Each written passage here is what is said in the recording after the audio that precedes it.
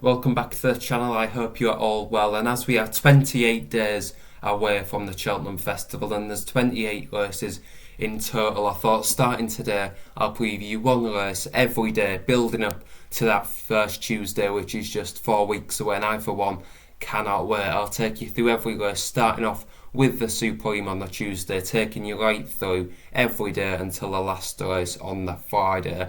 And we'll start off with the Supreme for this first video, and it's going to be an absolute smash up.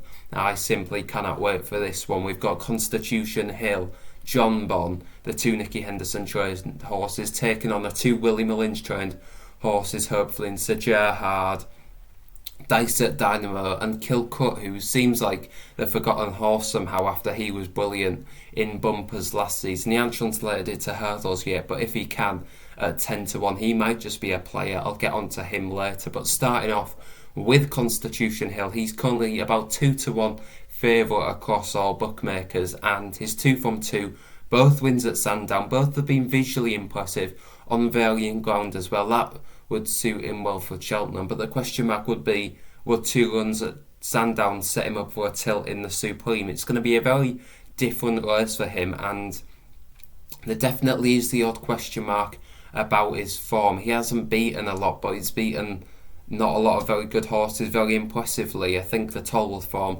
took a knock after the horse that ran in the Betfair Hurdle and disappointed the other day, but he definitely does have a lot of potential. He's got that turn of foot which maybe some other horses won't be able to live to on the day.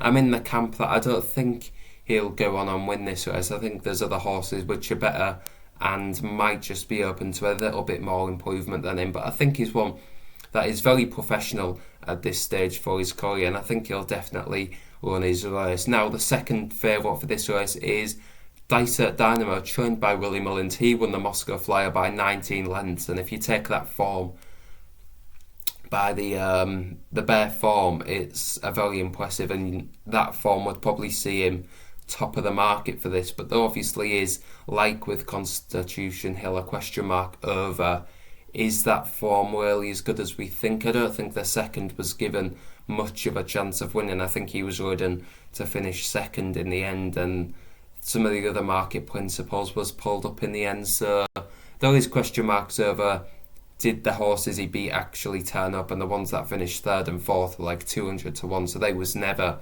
gonna be in with a chance of winning. But again, like Constitution Hill, no one knows how good this horse could be. He could take a massive step forward like a lot of the Willie Mullins trained horses seem to.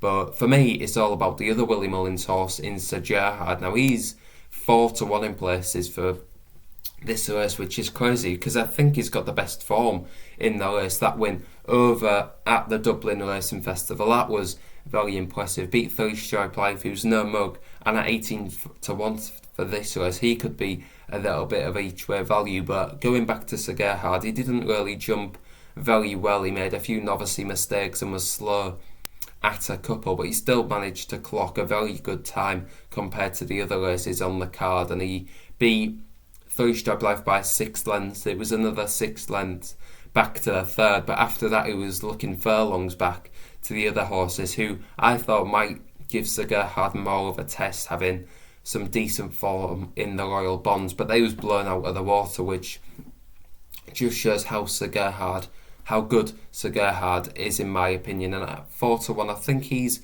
probably the one I'm siding with at the minute, but obviously a lot can change between now and 4 weeks away at Cheltenham. Hopefully these 4 horses do turn up. I think Willie Mullins might maybe send Dysert Dynamo up in trip to the Ballymore, even though he's keen. I don't think Willie Mullins should step Sir Gerhard up in trip, although he is from a point-to-point in background. He screams 2 miles speeds to hurdler for me, so I'd definitely keep him at this trip. But Willie Mullins often makes the right decision come Cheltenham, but if all 4 of these do turn up, it'll be somewheres. Moving on to John Bon. Now, he's one that does come with risks attached. If you think back to that Newbury Gallop where he was sweating up and he boiled over essentially at Newbury, but he's been very professional in his starts since then. There was always question marks about would he settle. He settled in all his starts, and he hasn't really had a strong pace apart from Haydock, which they went slightly quicker than they did on previous starts. But I think he's definitely one who's had a couple of runs now. In the Kennel Gate at Ascot, he was very good, and I Like to Move It and LA Bell have boosted that form since. And at Haydock, he wasn't visually impressive, but the ground might have been soft enough for him that day. He was checked. Aidan Coleman had to switch out. There's a lot of mitigating circumstances, and at the end of the day, he still won by about 4 lengths, going away in the end as well, which was probably the most impressive. For me, I'd probably take John Bond at the prices over Constitution Hill, but I think at the end of the day,